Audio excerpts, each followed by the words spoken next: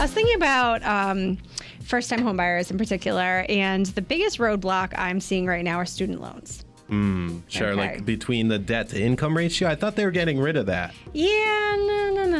So a lot of times, even especially for people who are going back to grad school, kids are coming out of, college with $20,000, sometimes $80,000 plus of student loans, and they may not be making student loan payments, so they're in deferment. When a loan is in deferment, we have to count 1% of that balance. So what I want to say is, before people give up on the concept of buying, there is conventional financing that will allow us to use whatever shows up on the credit report.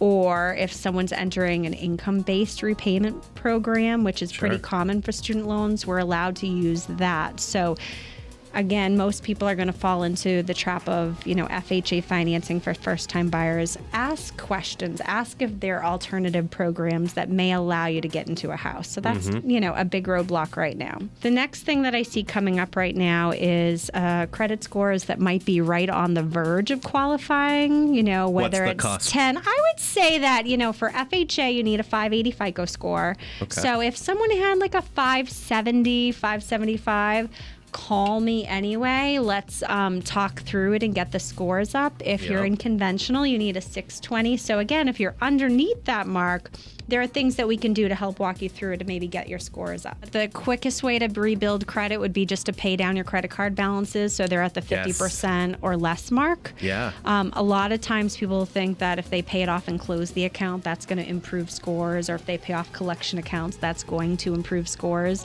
That may not do the trick. So I always compare credit to kind of losing and gaining weight. It's easy to gain weight. It's easy to ruin your credit, but it's hard to lose and hard to rebuild. Another roadblock right now, I think, is people not having funds to put any money down. Sure is, yeah. Okay, and I always say just at least have a mortgage payment saved in the bank. If you're doing no money down, if you're trying to do like a 3 or a 3.5% down, that can come from 401ks.